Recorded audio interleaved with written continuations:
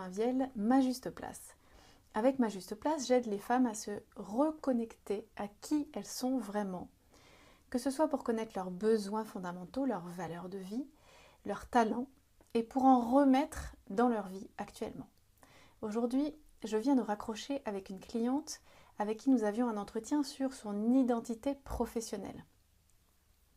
Cette cliente, elle est designer et elle travaille en tant qu'indépendant après avoir travaillé dans des grosses entreprises de cosmétiques.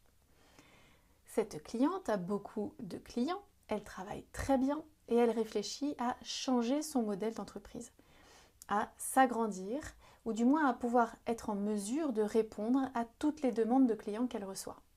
Cette cliente me parle d'une agence qu'elle aimerait monter à terme, mais elle ne sait pas pourquoi elle bloque sur cette idée. Elle procrastine, elle tourne autour, elle a peur, elle sent qu'elle a des peurs qui remontent. Nous travaillons sur cette idée de lancer son agence et sur tout ce qui fait sa force, tout ce qui fait son cœur de métier, ce qu'elle souhaite développer, ce qu'elle aime par-dessus tout faire et ce qu'elle pense savoir particulièrement bien faire. À la lumière du travail que nous faisons ensemble sur quelle couleur elle donne à son travail, il ressort qu'en fait, si elle créait une agence, elle se retrouverait obligée de faire plus de management que d'activités de terrain, ce qui est ce en quoi elle excelle. Pas le management, mais l'activité de terrain, justement. Un peu plus tard, elle me dit en fait, je crois que cette idée d'agence qui me colle au crâne depuis longtemps vient tout droit de mon modèle parental. Mon père, en effet, a lui-même monté une agence de son vivant qu'il a très bien revendue au moment de sa retraite et qui est devenu sans doute pour moi, à travers sa légende à lui, un modèle, le modèle de réussite. Mais, me dit-elle à la fin de la séance, je réalise, en travaillant sur ce que j'aime faire et ce que je fais le mieux, que finalement, monter une agence me priverait de tout ceci. Or, c'est bien ça que je souhaite développer. Alors si je vous raconte cette histoire aujourd'hui, c'est qu'une fois de plus, ce qu'elle vient prouver, c'est qu'on est bardé et on est toutes pareilles et tous pareils, de représentations qui nous empêchent d'avancer.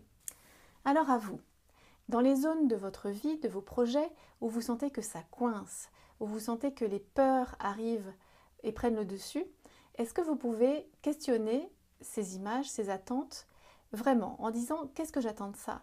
À quoi ça pourrait ressembler ma vie si je prenais cette direction-là? Qu'est-ce qui me fait peur? Qu'est-ce qui m'empêche d'être complètement à l'aise avec cette idée-là? En vous posant cette question, vous allez probablement trouver des images toutes faites qui gouvernent, à votre insu, vos projets. Ce que je vous souhaite, c'est de pouvoir les questionner pour voir dans quelle mesure elles ne seraient pas en train d'empiéter sur votre liberté. Je vous souhaite une bonne semaine et vous dis à dans 2 lundis. Pour en savoir un peu plus sur qui je suis et ce que je fais, je vous invite à venir faire un tour sur le site internet majusteplace.com. Il est mis à jour chaque semaine. Vous y trouverez des minutes du lundi sous l'onglet blog.